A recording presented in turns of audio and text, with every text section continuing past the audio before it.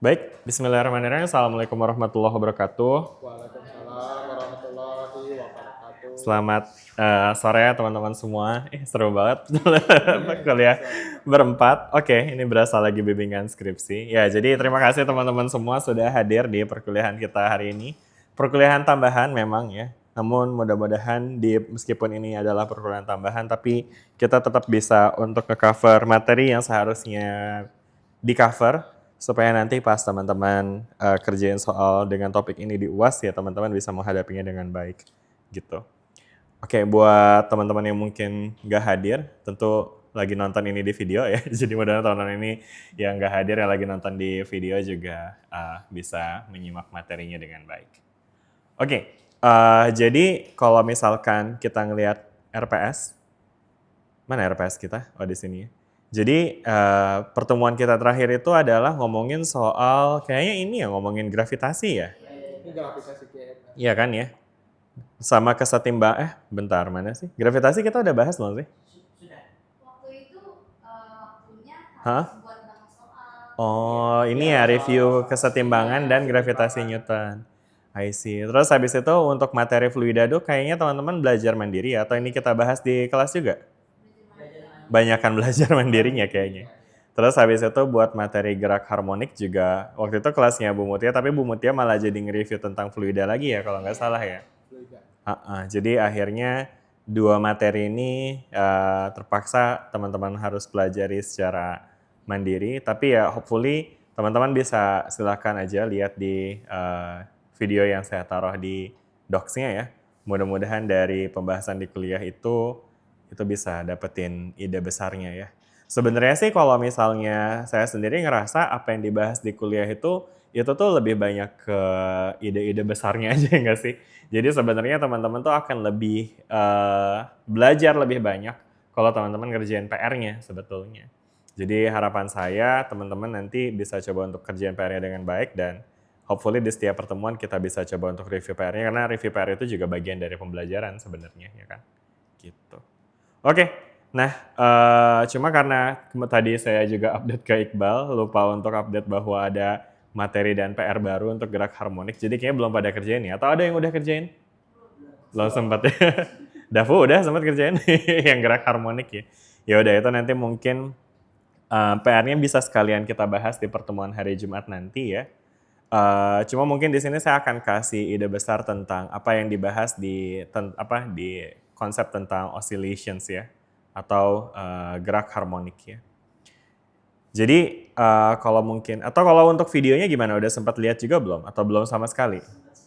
Sedikit aja. Oke deh. Ya udah jadi kalau gitu mungkin saya akan coba untuk kasih overview sedikit ya tentang yang dibahas di bagian pertama dari bab ini. Ini sebenarnya masuknya ke dalam bab besarnya namanya getaran dan gelombang ya. Jadi getaran dan gelombang itu dalam fisika itu saling berkaitan. Kenapa? Karena gelombang itu merupakan getaran yang merambat. Intinya itu. Itu yang akan kita bahas hari ini. Namun sebelum kita bahas tentang gelombangnya, tentu teman-teman harus paham dengan konsep getarannya dulu. Dan again, ini bukan materi baru banget juga, karena idealnya teman-teman udah pelajari ini di SMA ya. Jadi mungkin kita diskusi dulu sebentar terkait dengan getaran. Apa yang teman-teman tahu nih tentang getaran? Wah ini enak nih nanya, ada 4 nih. Coba saya tanya dari depan ya, Iqbal kira-kira mana mic-nya? Kalau Iqbal, kira-kira Iqbal tahu tentang apa? Apa yang Iqbal tahu tentang getaran? Saya tahu getaran itu adalah gerakan bolak-balik suatu benda melalui titik kesetimbangan. Oke, jadi katanya Iqbal, tebal banget nih. Iqbal bilang bahwa getaran, bentar ini kayak titik 2 kali ya, bukan Iqbal adalah getaran. Getaran adalah apa? Gerakan Gerakan. bolak-balik Gerakan bolak-balik pada terus benda pada benda melalui titik kesetimbangan. gimana sih tulisnya melalui titik setimbang. Oke. Ya, terima kasih Iqbal. Yang lain ada yang mau nambahin tentang definisi getaran? Silakan Tiara. Di sini sebenarnya sama sih, tapi cuman mau nambahin ini aja. Kalau getaran itu ada punya periodenya, Oke, getaran itu memiliki periode. periode. Periode tertentu gitu Iya, ya. rentang waktu. Periode getaran tertentu. Apa itu periode, Tiara? Ada rentangnya gitu. Rentang waktunya gitu Iya. ya. Oke, good. Terus habis itu, Fadli gimana? Mau tambahin? Kalau Ini nih. Fadli itu pakai L apa I? Pakai I atau Y? Y, Fadli. Y, Nama pakai Y. iya. Oke, gimana Fadli? Kalau dari saya sendiri sih, Ya, baru. Halo Jose. ya nggak apa-apa. Getaran itu dia akan dari bergerak di awal kembali ke awal dalam satu penuh gitu. Getaran Satu apa? Satu getaran penuh. Satu getaran penuh. Jadi mendefinisikan satu getaran penuh sebagai apa? Lebih tepatnya frekuensi. Jadi pokoknya dia sampai dari satu titik ke titik itunya lagi Iya. itu adalah satu getaran penuh gitu ya. Ya, Jadi dari satu titik hingga kembali. Aduh, kembali. ini tulisannya jelek banget ya. Hingga kembali ke titik tersebut. Mm. Oke, good. Dafu mau kasih input juga? Silakan. Getaran gelombang. Getaran aja, getaran dulu. Apa maksud getaran gitu? Enggak, oke, sip. Ini siapa namanya? Jose, oke. Jose kayaknya baru join, jadi bisa ikut dulu diskusinya. Jadi tadi kita lagi ngomongin soal apa yang teman-teman tahu tentang getaran. Dan yes, jadi apa yang teman-teman define di sini, saya rasa udah cukup ngasih insight bahwa teman-teman emang udah pernah belajar tentang getaran ini sebelumnya, waktu SMA ya. Jadi getaran adalah gerakan bolak-balik pada benda melalui titik setimbang. Betul tuh, jadi yang namanya getaran itu ada bolak-balik melalui titik setimbang ya kan. Jadi contohnya itu adalah kayak misalnya kita punya bandul tuh ya kan. Nah, gerak bolak-balik dari untuk konteks gerak harmonik sederhana ya dari si bandul itu bukanlah gerak dari sini ke sini gitu ya. Jadi bolak-balik di sini kayaknya nggak seimbang juga ya kan. Kita tahu bahwa bandul kalau kita gantungin lalu kita diemin begitu aja, maka nanti dia akan memiliki titik setimbang di titik terbawahnya, ya kan ya? Nah, namun ketika kita simpangkan, either ke kiri atau ke kanan, baru nanti dia akan menghasilkan gerakan getaran ya, atau osilasi istilah lainnya ya. Jadi getaran itu sering juga disebut sebagai osilasi gitu ya. Jadi ketika kita simpangkan, maka nanti dia akan bergerak bolak-balik seperti yang tadi Iqbal definisikan dan dia melalui titik setimbang, betul ya. Jadi melalui titik setimbang. Titik setimbangnya tuh ada di sini ya, yang sering juga dalam bahasa Inggris kita sebut sebagai equilibrium point.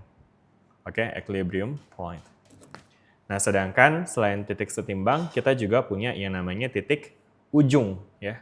Kalau titik ujung bahasa Inggrisnya apa tuh kira-kira? H, oke, titik pinggir ya. Atau mungkin kita juga bisa define dia sebagai ya silakan. Ya, ini kita juga bisa define sebagai extreme point ya. Extreme point ya, atau titik ujung ya. Nah, terus kemudian dari sini kita udah punya definisi getaran berdasarkan apa yang tadi Iqbal sebutin ya. Nah, mungkin saya tertarik untuk melanjutin ke Fadli, di mana Fadli bilang bahwa satu getaran penuh itu adalah dari satu titik hingga kembali ke titik tersebut gitu ya.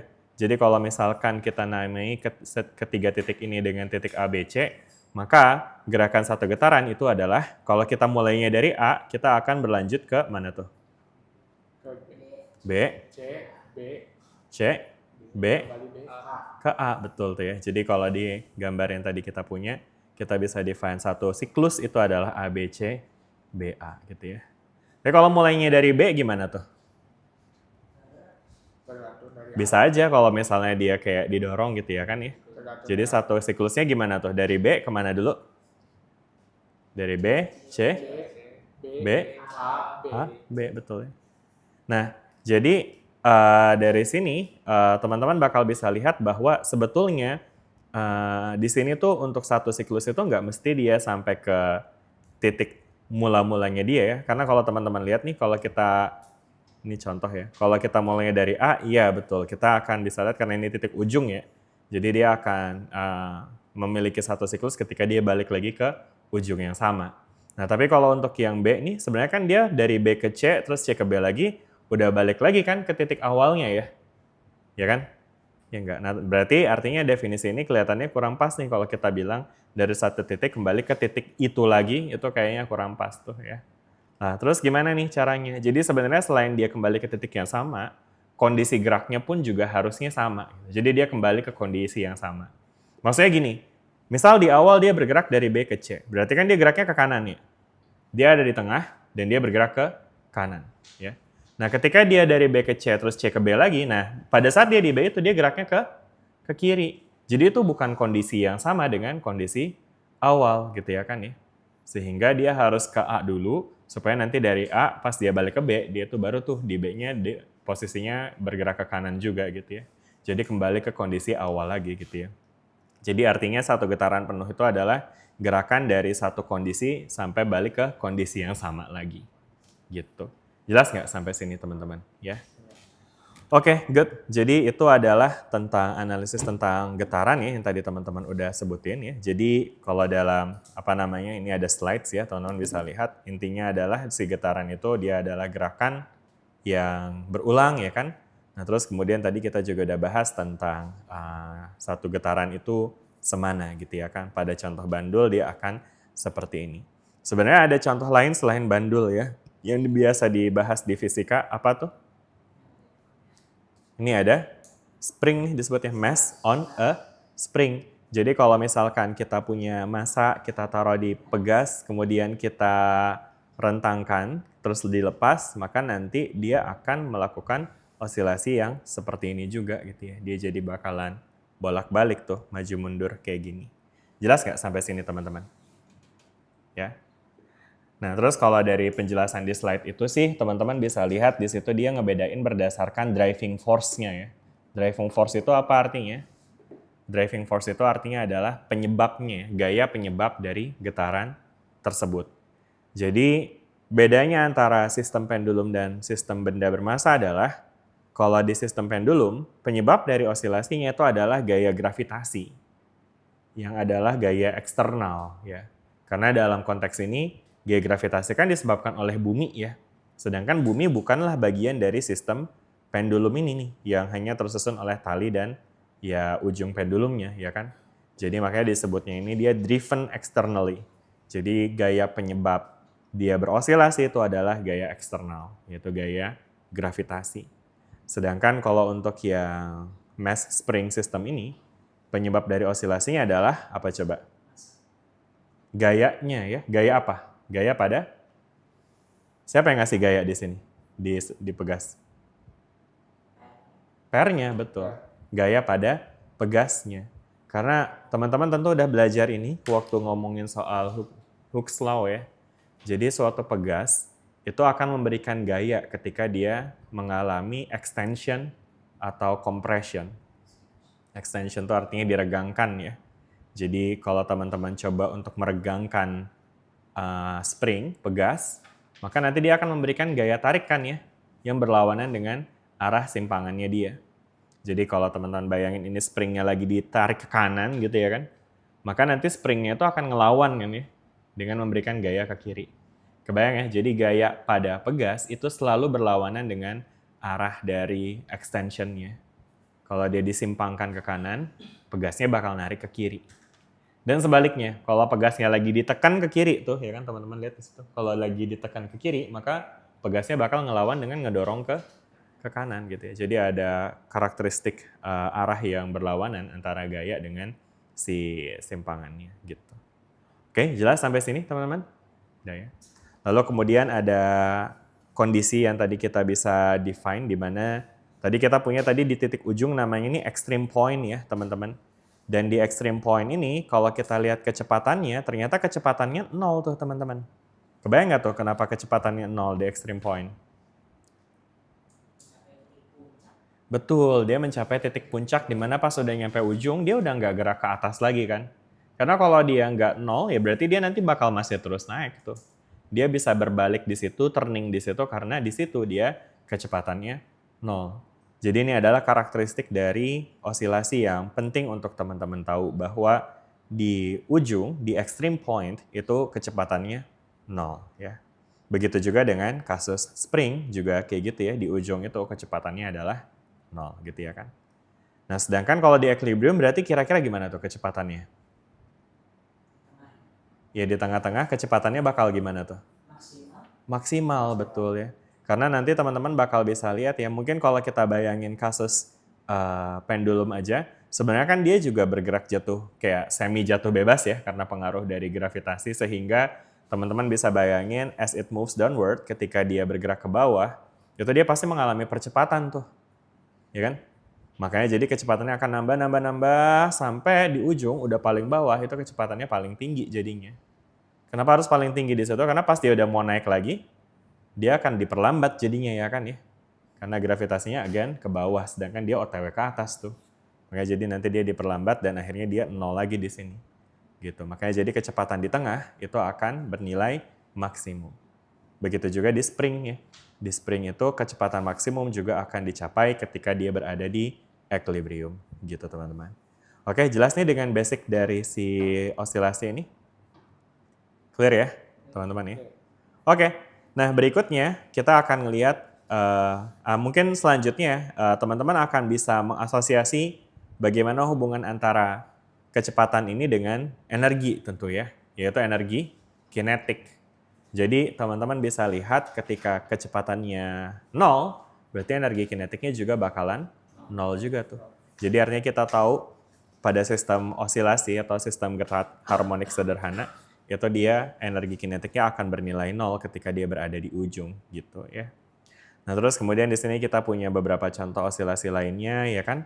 Dan kemudian sisanya ini ada ngomongin soal, bentar ini kayaknya saya perbesar aja deh. Oke, jadi berikutnya di sini ada besaran-besaran yang bisa kita pakai untuk mengukur osilasi ya. Pertama di sini ada amplitude atau amplitudo. Tentu udah dapat bayangan ya amplitudo itu apa? Apa nih kira-kira amplitudo? Amplitudo gelombang. Ya itu besaran dari gelombang juga. Tapi kalau dikaitkan dengan besaran dari getaran ya apa namanya? Jarak dari ke? That's it. Itu aja definisinya. Gampang ya?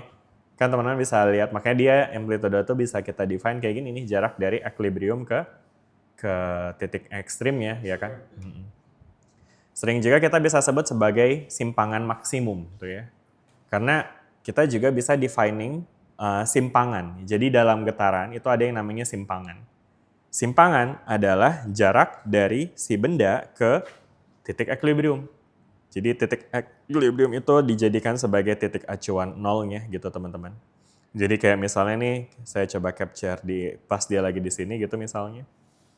Kayak gini misalnya ya. Nah berarti pada saat si springnya lagi kayak gini, simpangannya itu adalah ya jarak dari si equilibrium ke sini nih. Ini namanya simpangan. Oke, jelek amat tulisannya. Simpangan. Oke. Simbolnya bisa X, bisa Y, tergantung dari osilasinya ke arah mana. Kalau osilasinya horizontal biasanya kita bisa pakai X. Tapi teman-teman juga bisa bayangin ada juga case di mana spring itu digantung tuh. Terus kayak pas kita tarik ke bawah nanti dia jadinya gerak atas bawah. Nah pada saat itu nanti biasanya simpangannya dinyatakan dengan notasi Y. Ya. Oke. Jadi either way works ya. Nah cuma ketika dia menyimpang hingga titik terjauhnya ya kan. Berarti kan ketika dia simpangan terjauh artinya ketika dia ada di sini ya kan. Berarti simpangannya seberapa tuh? Nah simpangan terjauhnya segini nih, Y max-nya atau X max-nya. Nah X max ini yang kemudian didefine sebagai amplitudo nih ya. Simbolnya kalau di slide ini dia tulisnya pakai XO ya. Gitu. Jelas nih dengan amplitudo? Jelas ya? Oke, good. Nah terus habis itu tadi kita udah define juga displacement. Nah terus berikutnya ada period nih. Nah ini tadi yang di-define sama Tiara ya. Jadi tadi Tiara bilang bahwa dalam getaran itu dia memiliki periode ya. Dimana periode itu adalah waktu yang diperlukan untuk melakukan satu getaran. Satu getarannya semana? Satu getaran yang kayak tadi Fadli bilang tuh ya. Jadi dari satu kondisi sampai dia balik ke kondisinya itu lagi. Kayak misalnya ABCBA atau BCBAB atau CBABC. Atau bisa juga ya nggak dari situ mulainya ya. Tapi yang penting dia ujungnya nanti di situ juga gitu ya. Dan itu yang kemudian kita define sebagai satu siklus, dan waktu yang dibutuhkan untuk melakukan satu siklus tersebut, itu yang kemudian didefine sebagai satu periode. Gitu ya. Atau maksudnya waktu yang dibutuhkannya itu adalah periode. Gitu ya. Jelas sampai sini teman-teman dengan siklus, periode, dan seterusnya? Clear ya? Ada pertanyaan nggak sampai sini nih? Jelas ya teman-teman ya? Oke, itu dia teman-teman ya. Nah berikutnya, saya sebenarnya pengen cuma nge-review ini doang karena materi kita harusnya gelombang. Tapi nggak apa-apa ya teman-teman ya. Kita bawa ngalir aja ya. Nah terus berikutnya ada hubungan nih antara periode sama frekuensi ya. Dimana frekuensi itu kita bisa define sebagai banyaknya siklus dalam 1 detik. Jadi teman-teman bisa lihat ada kebalikan definisi dari periode. Periode adalah banyaknya detik dalam 1 siklus. Frekuensi adalah banyaknya siklus dalam 1 detik. Itu definisinya literally berkebalikan tuh. Sehingga cara kita untuk mencari frekuensi simply tinggal kita buat 1 per T. Gitu. Jadi F sama dengan 1 per T dan T sama dengan 1 per F gitu teman-teman. Jelas ya? Oke. Dan terus kemudian ini ada contoh aja. Ya ini simply misalnya kita punya sesuatu sistem yang bergerak dengan periode 24 sekon, maka frekuensinya ya simply tinggal kita bagi aja 1 per 24. Akhirnya kita akan dapat segitu frekuensinya. Dan kemudian satuan dari frekuensi itu adalah hertz ya teman-teman. Dimana hertz itu artinya per sekon gitu ya. Jadi kayak misalnya ini 0,042 hertz itu artinya dalam 1 detik itu ada 0,042 getaran gitu. Jadi 1 detik itu belum kelar getarannya. Kebayang ya? Sedangkan kalau misalnya kita dengar istilah kayak 2 hertz gitu misalnya, getarannya dalam 1 detik dia udah muter 2 kali. 5 hertz ya 1 detiknya dia ada 5 kali siklus gitu. Kebayang ya teman-teman? Oke, good. Nah terus habis itu untuk phase difference ini mungkin kita lanjut aja. Nah berikutnya di sini kita akan lihat, ini yang paling penting dari konteks getaran itu adalah, jadi yang namanya getaran yang lagi kita bahas di sini ya, itu getaran yang kita bahas di sini namanya adalah gerak harmonik sederhana atau simple harmonic motion. Oke. Jadi si simple harmonic motion ini dia tuh punya syarat teman-teman ya. Supaya si simple harmonic motion ini terjadi, maka harus memenuhi kondisi ini. Di mana A-nya itu dia harus sebanding dengan negatif X. Oke? Ya. Jadi ini yang kemudian mendefinisikan simple harmonic motion. Artinya kalau A-nya nggak segini, berarti nggak simple harmonic motion tuh. Terus apa nih kalau bukan simple harmonic motion? Ya dia bisa aja kayak damped oscillations, di mana dia osilasinya itu nggak terjadi secara kontinu, tapi nanti suatu saat dia bakalan berhenti gitu ya. Jadi mungkin kayaknya tadi kita belum sempat bahas. Tadi kita baru bahas getaran secara umum aja ya. Jadi nanti getaran itu ada karakteristik atau ada klasifikasi lebih spesifiknya lagi nih teman-teman. Jadi getaran sebagai gerakan yang berulang itu nanti bisa kita bagi lagi. Secara umum kita bisa bagi jadi yang pertama ada yang namanya simple harmonic motion atau gerak harmonik sederhana. Apa yang dimaksud dengan sederhana adalah dia mengasumsikan bahwa nggak ada gaya-gaya yang menyebabkan yang menghambat si gerakan osilasinya. Jadi gaya yang bekerja cuma gaya si driving force-nya aja gitu ya. Either gaya gravitasinya doang atau mungkin gaya pegasnya doang gitu ya. Jadi pada kasus gerak harmonik sederhana, di sini tuh dianggap udaranya tuh nggak ada gitu. Jadi dia dilakukan di ruang hampa gitu. Sehingga ketika dia berosilasi nggak ada gaya hambat udara, sehingga dia nggak ada energi yang hilang gitu sepanjang osilasi. Di sini juga sama kayak gitu ya. Di spring itu kita asumsikan dia ini licin gitu. Oke. Nah sehingga dengan hanya ada si gayanya itu ya, gaya driving force-nya, itu nanti kita akan melihat kondisi di mana A-nya itu akan sebanding sama negatif X ya. X ini adalah, tadi apa X ini teman-teman? Betul, atau simpangan gitu ya. Jadi berdasarkan kondisi ini, semakin besar simpangannya, semakin besar juga percepatannya ya. Tapi pada arah yang berkebalikan gitu ya. Oke. Nah jadi contohnya adalah kayak misalnya di sini kita punya kasus spring mass system ya kan ya. Di sini kita diminta untuk menunjukkan bahwa si spring mass system itu dia melakukan gerakan harmonik sederhana ya. Nah, untuk menunjukkan bahwa spring mass system itu melakukan gerak harmonik sederhana, kita bisa mulai dengan menganalisis gaya-gaya yang bekerja pada si spring mass system ini gitu ya. Jadi pertama teman-teman mungkin bisa lihat bahwa pada saat dia mengalami simpangan sejauh ini misalnya, ya kan, sejauh X ke sebelah kiri, maka nanti dia akan mengalami push kan ya.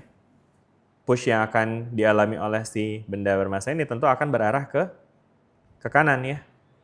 Dengan nilai F ya, Fs misalnya, spring force ya kan. Dan spring force-nya ini nanti kita bisa pakai Hooke's Law tuh teman-teman. Hooke's Law atau hukum Hooke. Berdasarkan Hooke's Law, kita tahu bahwa gaya pada spring itu akan selalu bernilai, bisa kita hitung pakai Kx ya rumusnya. Ingat kan? Kx ya. Lebih spesifiknya lagi, itu ada negatif Kx ya. Di mana simbol negatif itu menunjukkan bahwa arah gayanya itu selalu berlawanan dengan si X-nya. Gitu. Jelas nggak sampai sini? Oke. Nah sekarang dari Hooke's Law ini, kita bisa melihat bagaimana hubungan antara gaya-gaya dengan percepatannya menggunakan hukum Newton kedua, di mana F net sama dengan MA, ya kan ya? Atau sigma F lah ya, kita tulis sigma F sama dengan M kali A. Nah di sini sigma F-nya itu cuma dari si spring force kan ya, yang nilainya adalah negatif Kx. Ya, atau mungkin kita tulis kayak gini, Fs sama dengan MA, nah Fs-nya itu adalah negatif Kx sama dengan MA gitu ya. Nah dari sini kita bisa lihat ya, kalau kita tulis A-nya di sebelah kiri, jadinya MA sama dengan negatif Kx atau A sama dengan negatif K per M dikali X gitu ya. Dan dari sini kita bisa lihat ada kesebandingan kan ya, antara A sama X. Kenapa yang sebanding A sama X-nya? Karena K sama M-nya itu konstan tuh teman-teman. K itu adalah konstanta pegas, sedangkan M itu adalah massa si bendanya. Yang mana selama dia berosilasi itu nilainya nggak ganti-ganti kan ya. Nilai K segitu-segitu aja, nilai M juga segitu-segitu aja. Maka di sini yang saling sebanding itu adalah A sama X-nya. Gitu. Jelas nggak sampai sini? Oke. Dan karena sistem ini memiliki hubungan seperti ini, maka kita bisa ambil kesimpulan bahwa sistem ini akan melakukan simple harmonic motion. Gitu. Jelas? Ya. Dan ketika dia melakukan simple harmonic motion artinya ya dia bakalan gitu-gitu terus gerakannya. Jadi cukup di simpangan sekali, maka dia akan selamanya berosilasi. Meskipun secara realita kayaknya nggak mungkin ya. Karena memang di realita kita selalu punya gaya gesek yang menghambat osilasi sehingga menyebabkan dia nggak mungkin untuk nggak berhenti gitu ya. Pasti ujungnya berhenti. Oke, tapi again ini yang lagi kita bahasnya adalah ideal case-nya gitu. Jelas sampai sini? Ada pertanyaan nggak? Udah ya, jadi dari sini ya teman-teman ya kita punya ekspresi seperti ini. Oke. Emang bisa di situ? Kayaknya dikunci deh terakhir saya coba. Coba aja. Yang di sananya. Bisa nggak? Iya kan? Ya, mau tanya silakan. Ini siapa namanya? Pradipto. Boleh mic-nya dulu. Mana mic-nya? Biar kedengeran suaranya. Gimana? Dipanggilnya Dipto atau Pradipto aja. Harus tiga-tiganya tuh disebutnya. Dipta. Oh, Pradipta. Berarti dipanggilnya Dipta. Iya. Oke, gimana Dipta? Itu Pak mau nanya ulang yang formula akhirnya kenapa bisa jadi kayak gitu? Yang mana tuh? Oh, ini kesebandingan. Ini simbol sebanding ya. Bukan sama dengan. Bukan sama dengan, sebanding. K-nya kemana Pak? Oke, jadi yang disebut dengan sebanding itu dia cuma ngelihat, ya tadi sebanding itu artinya dia pengen lihat hubungan antara satu variabel dengan variabel lain doang. Again, dia bukan sama dengan, dia sebanding. Oke. Jadi kayak maksudnya dari kesebandingan ini nanti kita bisa membuat analisis secara numerik, misalnya gitu ya. Misalnya pas A-nya 2, X-nya 5 gitu ya, atau minus 5. Berarti kalau misalnya X-nya jadi min 10, A-nya kira-kira jadi berapa?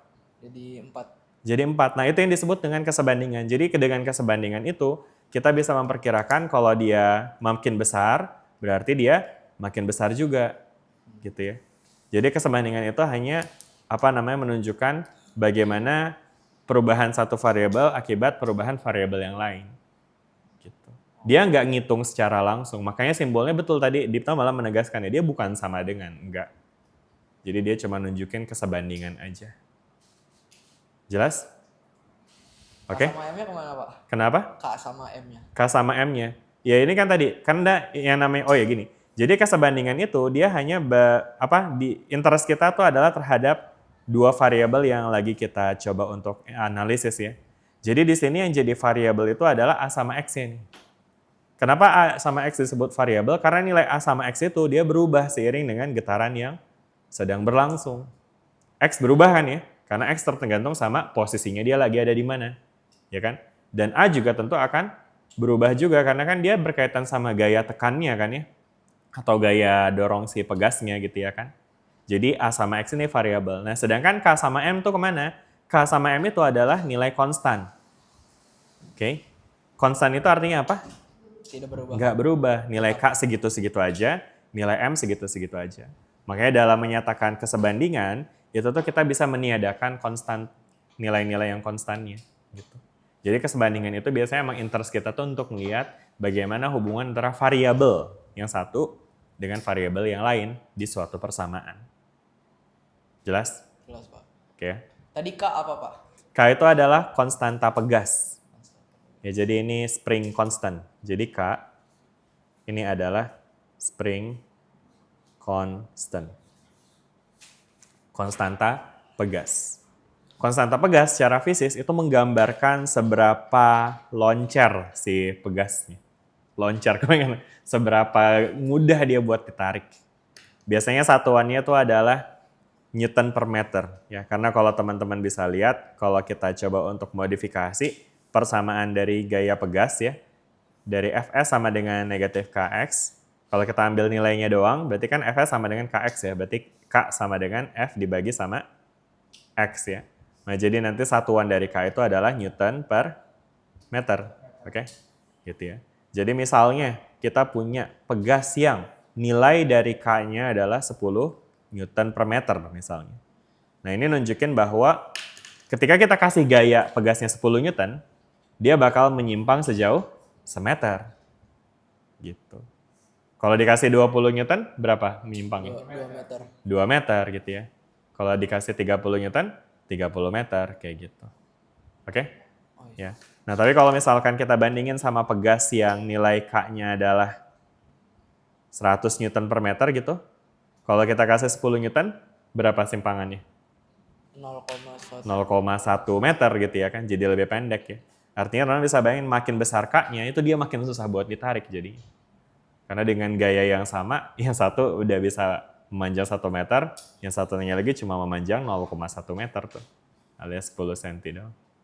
Jelas nggak sampai sini? Jelas Pak. Oke ya. Gitu ya. Jadi emang ini mestinya sih dibahas di materi mekanika sih kemarin tentang pegas gitu teman-teman. Oke?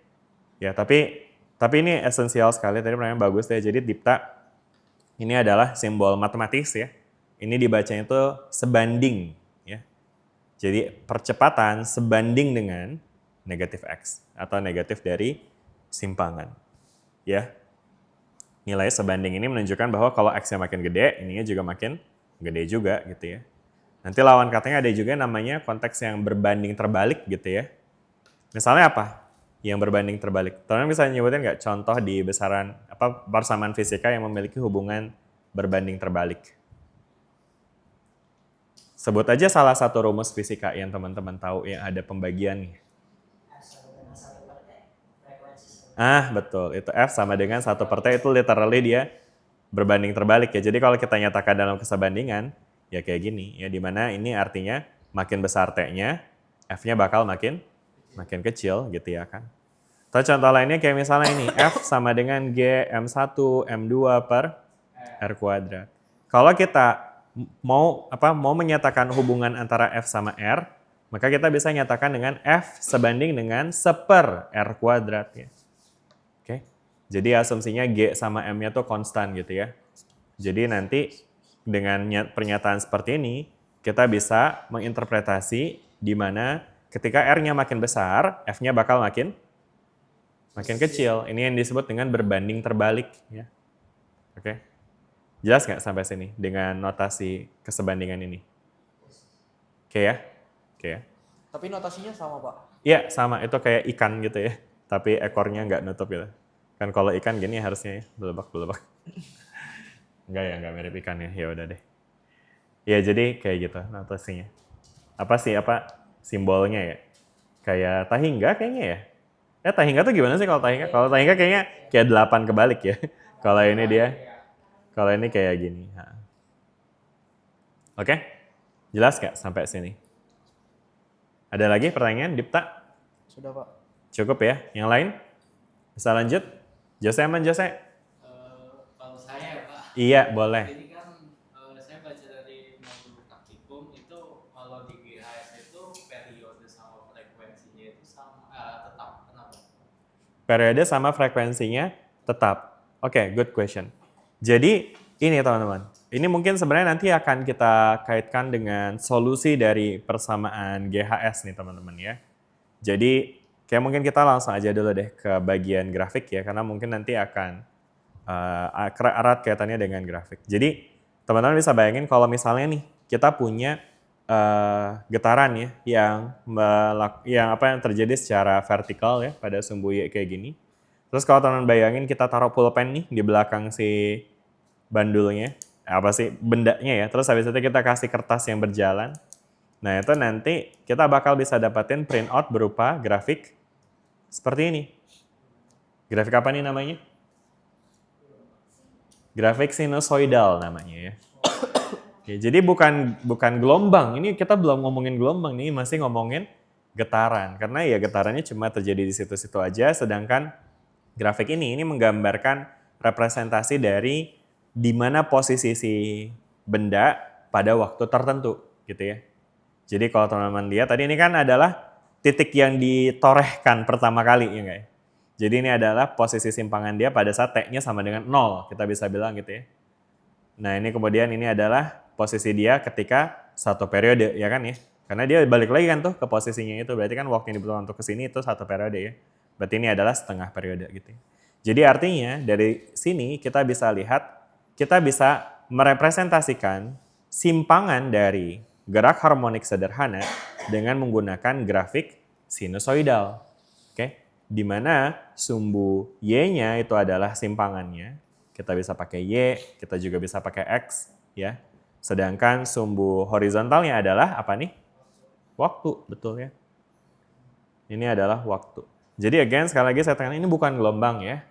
Tapi ini adalah grafik berbentuk gelombang. Karena gelombang itu nanti ada lagi tuh di fisika ya. Di mana gelombang itu berkaitan sama getaran yang merambat ya. Jadi ini adalah grafik berbentuk gelombang atau grafik sinusoidal. Oke.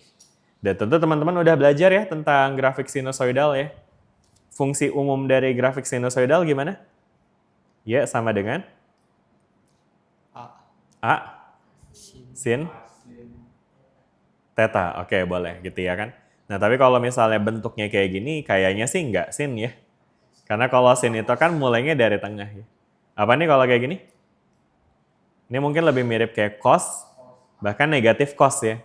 Karena kalau cos itu kan dia mulainya dari atas ya. Jelas nggak?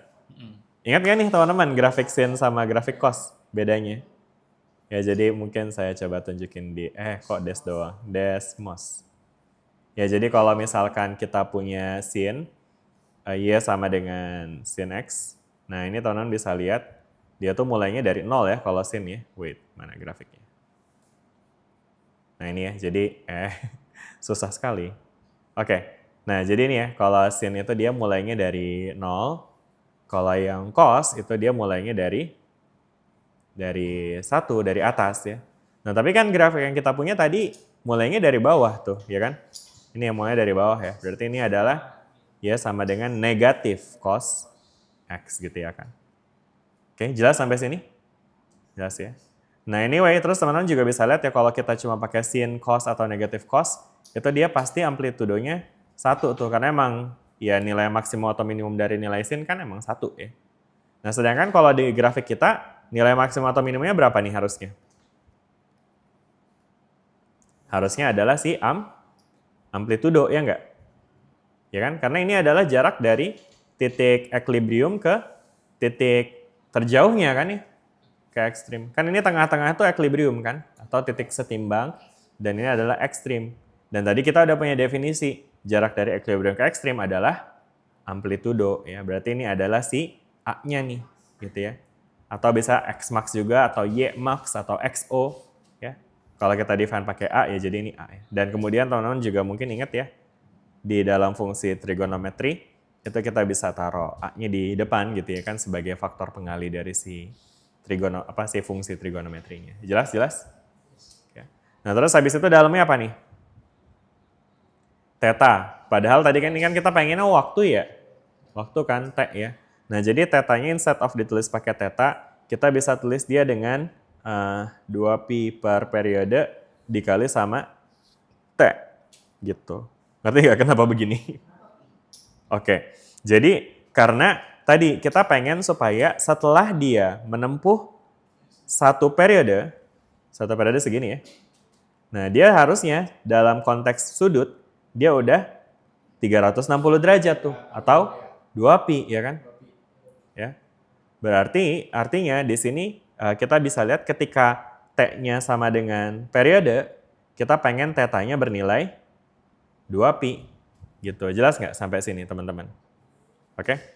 Nah, sehingga kalau kita pengen membuat dia menjadi suatu fungsi T gitu ya kan? Ya. Nah, ini kita bisa buat dia tetanya menjadi 2pi dibagi dengan periode dikali sama T ya.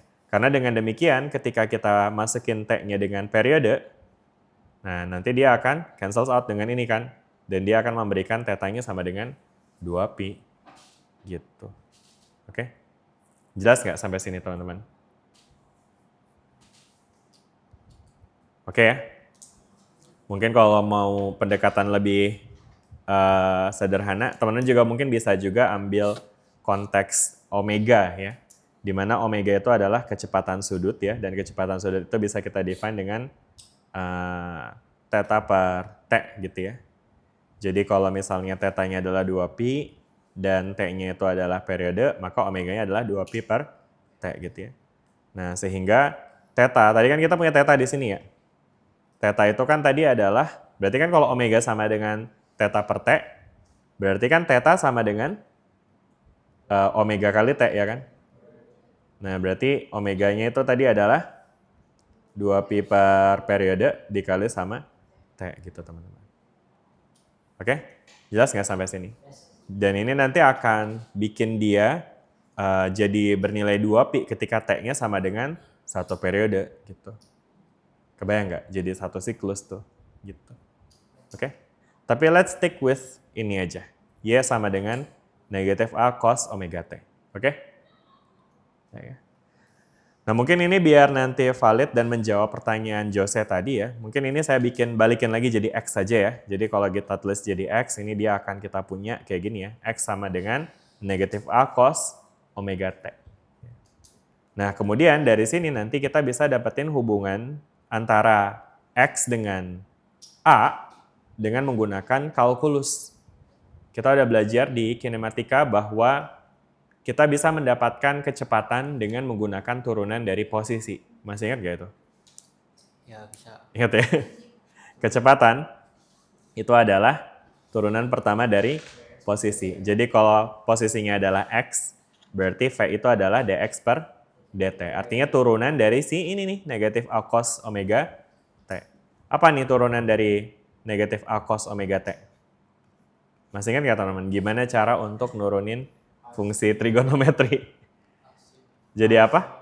A sin, betul. A sin omega T. Udah gitu aja? Ada satu yang kurang. Harus pakai aturan rantai ya. Betul. Masih ingat teman-teman aturan rantai? Masih. Aturan rantai dipakai kalau kita punya fungsi komposisi. Apa artinya fungsi komposisi? Kalau ada fungsi di dalam fungsi. Di sini yang kita punya bukan cuma fungsi cos aja ya, tapi ada omega T-nya nih. Ini kan fungsi terhadap waktu juga kan nih. Makanya jadi yang kita turunkan itu adalah pertama kita turunin cos-nya, actually negatif cos ya, diturunin jadi sin. Nah, tapi nggak selesai di situ. Kita harus kalikan lagi dengan turunan dari si omega T terhadap T. Apa turunan dari omega terhadap T? Min A cos Omega aja ya.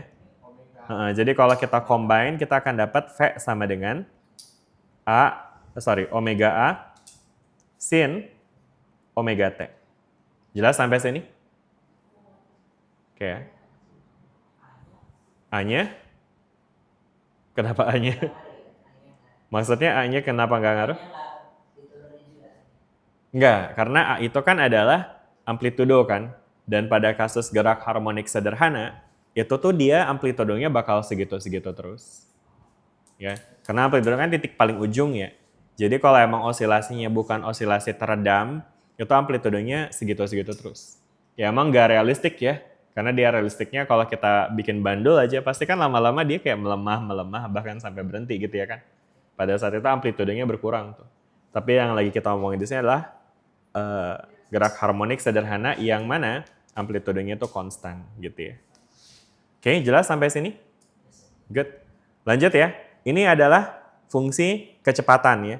Jadi ketika kita tadi punya x-nya atau posisinya itu dinyatakan dengan negatif cos, maka kecepatannya jadi seperti ini. Ya. Nah, sedangkan percepatannya gimana? Kita bisa lakukan turunan lagi terhadap fungsi posisinya, betul ya? Fungsi kecepatan, sorry. Jadi apa nih kalau kita turunkan fungsi kecepatannya? Omega A cos, betul ya? Udah sampai situ aja? Dikali lagi sama omega. Jadi akhirnya kita punya A sama dengan omega kuadrat A cos omega T gitu ya. Udah jelas nggak sampai sini? Clear? Ada pertanyaan nggak sampai sini nih? Udah ya? Nah, kapan nih jawab pertanyaan Jose-nya nih? Jose, mana katanya mau jawab pertanyaan gua. Katanya frekuensi konstan gitu. Kok kagak kelihatan dari tadi nurunin doang. Tenang, Jose. Udah, sampai sini dulu deh. Ada pertanyaan nggak? Udah ya? Jelas ya? Oke. Nah, sekarang saya pengen ajak teman-teman untuk ngelihat hubungan antara X sama A. Teman-teman lihat kemiripan nggak? Kemiripan antara fungsi X dan A itu adalah dia sama-sama ada A cos omega T-nya. Cuma bedanya yang ini negatif, yang ini nggak ada gitu ya. Jadi kalau untuk A itu kita tulis kayak gini, negatif omega kuadrat dikali negatif A cos omega T, boleh nggak? Boleh. Karena in the end nanti dia bakal jadi positif kan ya. Buat apa ditulis kayak gitu? Nah ini dengan kayak gini teman-teman bisa lihat ininya nanti jadi bisa kita ganti dengan X-nya. Jadi A sama dengan negatif omega kuadrat X. Betul. Jelas nggak sampai sini? Jelas. Iya, ada minusnya kan emang? Nah, tapi apa yang penting dari ekspresi ini? Dari ekspresi ini kita bisa kaitkan lagi dengan kasus pegas tadi.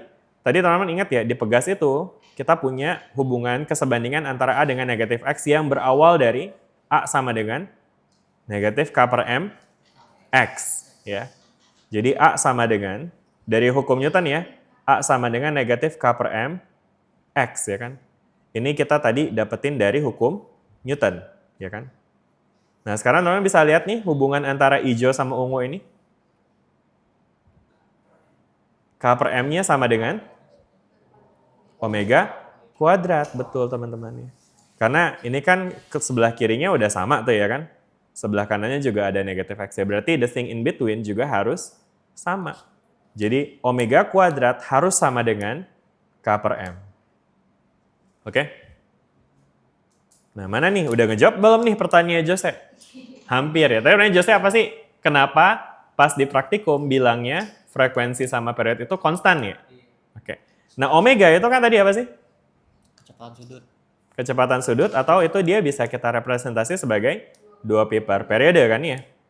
Berarti, atau anyway karena T sama dengan 1/F, berarti omega juga memiliki makna 2πf ya kan? Iya enggak? Iya. Nah sekarang coba deh kalau omeganya kita ganti dengan 2πf kuadrat sama dengan K per M. Untuk ngilangin kuadratnya kita bisa akarin kedua ruas ya, sehingga 2πf sama dengan akar K per M atau F sama dengan 1/2pi akar K per M. Jelas? Jelas. Nah ini udah menjawab sebenarnya pertanyaan Jose. Gimana jawabnya? Jawabannya adalah nilai K konstan nggak? Nilai M konstan nggak? Berarti nilai F juga konstan. Selama pegasnya nggak diganti, selama masanya nggak diganti, pada kasus gerak harmonik sederhana, frekuensinya bakal segitu-segitu aja. Sekalipun teman-teman menyimpangkan pegasnya dengan simpangan yang dekat atau yang jauh gitu ya. Nah itu frekuensinya bakal segitu-segitu aja. Gitu. Secara matematis loh ini ya. Tapi mestinya sih kalau di eksperimen kita bikin setupnya ideal, nggak ada gesek segala macam, harusnya sama. Dan kalau frekuensinya udah konstan, berarti periodenya juga pasti konstan juga. Karena simply periode kan ya satu per frekuensi gitu. Jelas Jose? Oke ya. Agak panjang jawabannya, mohon maaf. Tapi ini bagian dari materi juga sebenarnya ya. Jelas ya teman-teman ya. Jadi artinya dari sini kita bisa lihat bahwa frekuensi osilasi pada kasus pegas itu tergantung sama konstanta pegasnya dan juga massa dari si bendanya ya kan yang nempel ke pegasnya gitu teman-teman. Oke? Ada pertanyaan nggak sampai sini? Udah ya? Nah nanti teman-teman juga bakal bisa lihat dengan cara yang sama kita juga bisa menurunkan hubungan antara frekuensi pada kasus bandul. Cuma agak panjang tuh nuruninnya ya. Jadi mungkin FYI aja ada, atau mungkin teman-teman masih ingat kalau pada kasus bandul frekuensinya apa? 1/2pi akar G. ada L-nya per L per G gitu ya. Bukan, FG per L. Kebalik. Ya, jadi hubungannya kebalik aja. Jadi kan kalau FKM ya, kalau T itu adalah 2pi akar M per K. Saya ingat banget ini dulu waktu SMPTN gitu, zaman saya ya. Ini ngafalinnya ini vakum gitu ya, ini tamak. Kalau ini vegal, kalau T tolong.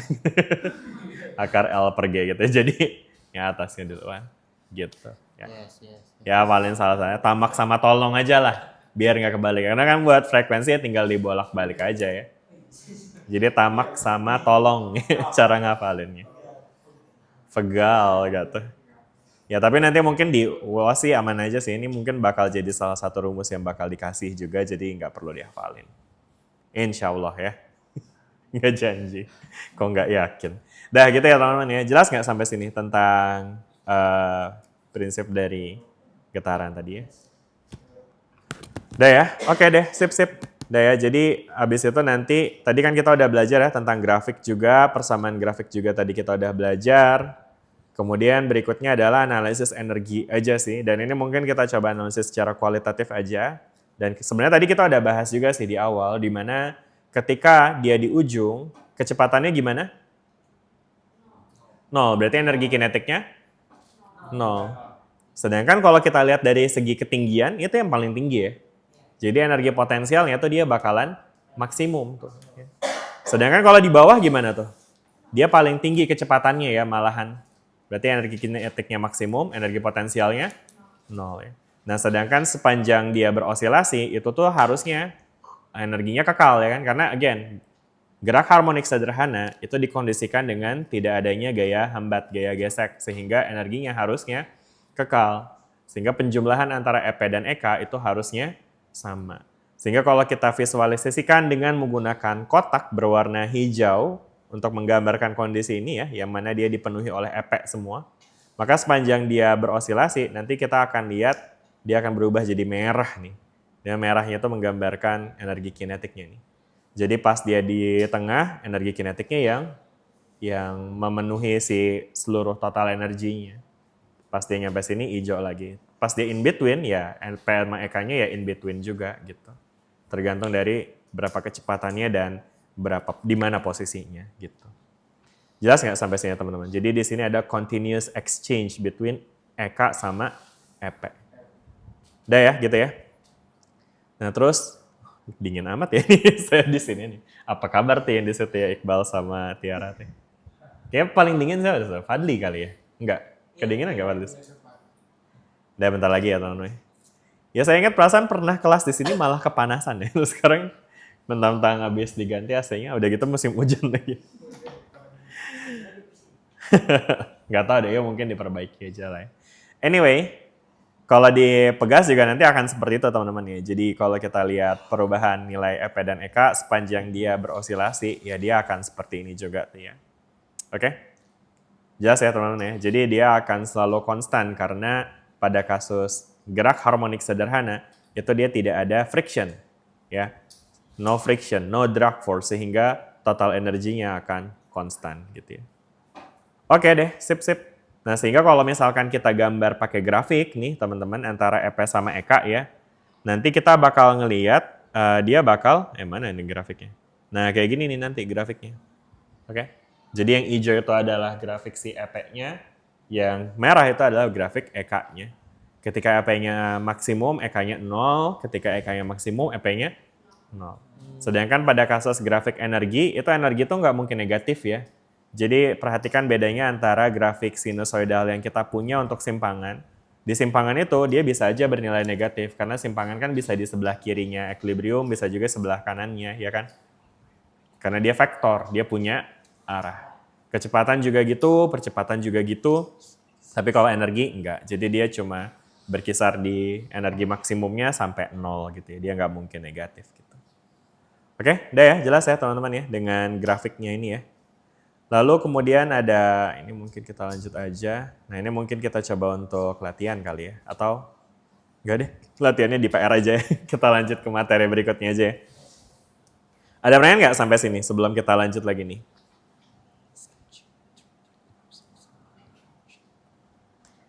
Udah, bolehlah kita coba kerjain satu nih. Kelihatan nggak ya teman-teman? Tuh angkanya.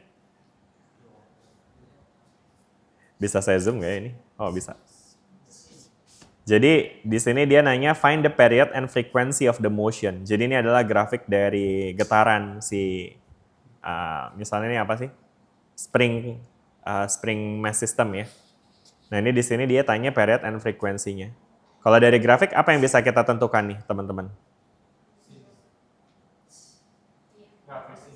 Periodnya bisa langsung diketahui nggak dari grafik? Berapa periodnya? Kebaca nggak tuh angkanya? Itu kayak udah lumayan gede deh, Fadli. Bawa kacamata nggak, Fadli? Dua. Periodnya berapa? 2. Kenapa 2 periodnya? Dua ya. Period, yang saya lihat periode. Periodenya berapa? Ini yang kita kan period nih. Find the period. Period, berapa periodnya? Yuk. 3. Kenapa 3? Coba tunjuk. Kenapa? Dari mana tuh 3? Coba Tiara tunjuk 3-nya dari mana? Mikrofonnya mana mikrofon?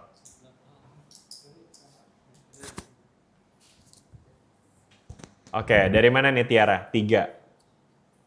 Itu yang dari titik 0,0 sampai 2,0 terus sananya lagi jadi 3. Dari sini Iya.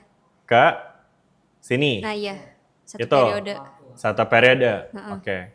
Sepakat semua segini satu periode? 3? No. Emang ini satu siklus segini? Kan dia Nah, itu ada lagi 6. 6. Jadi berapa? Jadi 3 apa 6? 6. 6 ya. Ya ini kalau kita pakai definisi Fadli yang awal emang iya jadinya satu siklus segini ya. Karena dia dari tengah balik ke tengah ya kan. Tapi ingat tadi ya, ini tengahnya OTW ke atas nih ya kan. Pas dia nyampe di 3 detik ini, dia tengahnya lagi OTW ke bawah. Jadi itu bukan kondisi yang sama. Jadi dia belum fully one cycle. Belum satu siklus. Oh ya lembah sama gunung ya Pak? Nah betul, kita juga bisa pakai istilah lembah gunung tuh ya. Nah, jadi itu akan membantu kita juga tuh ya. Jadi dari sini kita bisa lihat ini satu lembah, kebalik ini gunungnya ya. Ini satu gunung, satu lembah, berarti satu siklusnya itu ya yang melingkupi satu gunung dan satu lembah gitu ya. Oke, jelas nggak sampai sini? Jadi betul, itu dia jadinya 6. 6 apa? 6 detik. Coba lihat satuannya apa ini? Milisecond. Meter per second. Bukan dong. Milisecond betul tadi Tiara bilang. MS kan MS ya? Iya, bukan meter ya. Meter mah satuan panjang ya. Jadi teman-teman juga harus ini apa namanya? Ini apalagi lulusan fisika ya. Jadi maksudnya jangan suka keliru lihat MS sebagai satuan waktu itu bukan meter second ya. Tapi milisecond. Artinya apa tuh mili itu berapa? 0,001. Betul. Atau 10 pangkat minus 3 gitu ya kan. Jadi kalau 6 milisecond tuh artinya 6 kali 10 pangkat minus 3 tuh. Sedangkan frekuensinya udah tinggal kita balik aja gitu ya kan. nanti kita akan dapat segini angkanya. Udah jelas nggak sampai sini? Oke ya. Berikutnya dia tanya amplitudo deh kalau nggak salah. Iya, amplitudonya gimana nih? Berapa amplitudonya? Berarti amplitudonya yang max ya Pak? Yang mana tuh berarti amplitudonya berapa? Max atau total? Iya, yang tadi kita udah bahas lah pokoknya. Berapa amplitudenya? 2. Satuannya? Hah? Newton meter mah K. Ini lihat aja nih di grafik ini kan bisa kelihatan kan? Milimeter. Milimeter, betul. Jadi 2 milimeter ya teman-teman ya. Dan 2 milimeter itu kalau dalam satuan standar berarti dia akan jadi 2 kali 10 pangkat minus 3 tuh gitu. Gampang ya? Selanjutnya, apalagi nih yang ditanya nih? Sketch the graph of X versus T for the situation where the amplitude is cut in half. Jadi kira-kira kalau kita potong amplitudonya jadi setengahnya, atau kayak ini kasus yang tadi Jose bilang ya, jadi ibaratnya mungkin bisa bayangin ini sebagai grafik yang kita dapat dari pegas gitu yang disimpangkan sejauh 2 mm tadi ya. Nah sekarang kalau simpangannya dibikin 1 mm terus dilepas, kira-kira grafiknya bakal gimana? Apanya? Amplitudonya akan di angka 1 gitu ya kan. Jadi nanti maksimumnya akan ada di sini, minimumnya ada di negatif 1. Jadi nanti dia bakalan gini ya. Oke? Jelas nih? Dan dari sini ini harus kayak gini, harus persis ya maksudnya. Ini kayaknya nggak sama juga ya. Tapi maksudnya ini tuh dia harus frekuensinya sama ya. Karena berdasarkan konsep yang tadi kita udah bahas bahwa kalau emang pegasnya nggak diganti, masanya juga nggak diganti, maka periodenya harusnya tetap segitu-segitu juga gitu. Jelas nggak teman-teman? Kayak gini ya, jadi grafiknya nanti ya. Nah terus habis itu yang terakhir, kalau untuk apa nih? Ini phase difference itu mungkin nggak usah kita bahas. Langsung ke ini aja deh. Sekarang grafik kecepatan ya teman-teman ya. Jadi kan tadi kita udah bahas ya, kalau misalkan kita punya simpangan dalam bentuk ini fungsinya fungsi sin jadinya ya. Ya kan? Berarti grafik velocity-nya bakal jadi apa? Kalau simpangannya itu sin. Jadi cos. Dari mana? Kenapa jadi cos? Diturunin tadi. Turunannya gitu ya. Jadi nanti grafik untuk si velocity-nya jadi kayak gini. Kalau acceleration-nya? Negatif sin ya. Jadi dia akan kayak ke bawah gini. Dan ini makin kelihatan dia akan flip gitu ya kan dengan si X-nya. Karena emang tadi hubungan yang sebanding dengan negatif dari X ya. Oke, udah mungkin kayak gitu teman-teman untuk materi getarannya. Sebelum kita lanjut ke materi utamanya. Ini pengantarnya udah ini sendiri. It's okay, nggak apa-apa.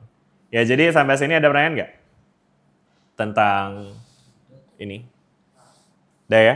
Ini sisanya mungkin ya nanti saya akan tetap taruh aja. Tapi nanti teman-teman bisa pelajari sendiri ya. Cuma intinya ini adalah tentang energi aja sih gitu ya. Ya nggak apa-apa, kayaknya kita cuma punya 15 menit lagi soalnya. Jadi kita coba kerjain ini aja.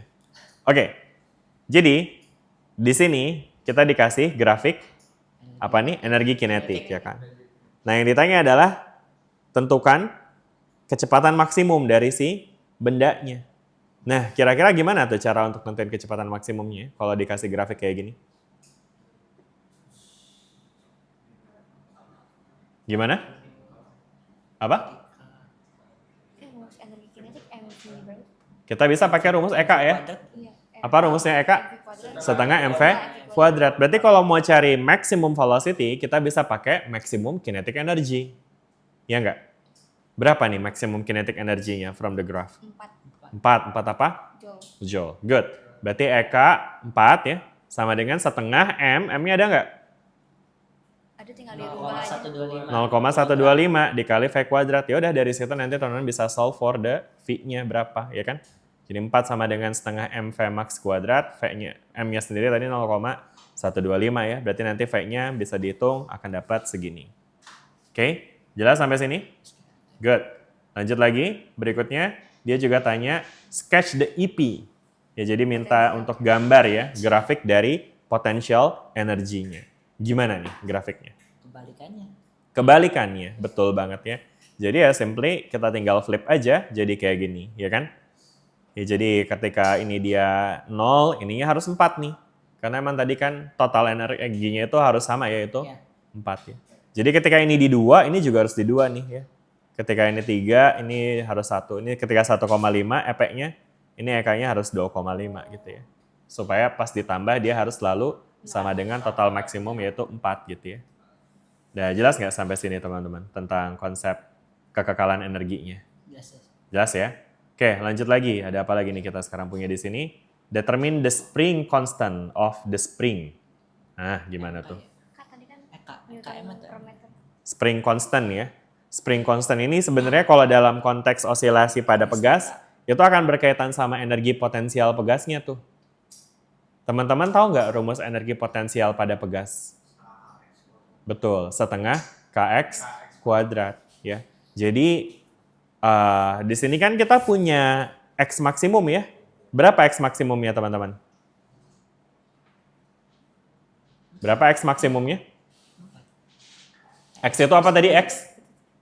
Ya, displacement. Iya, simpangannya. Berarti kalau kita mau pakai X maksimum, berapa X maksimumnya?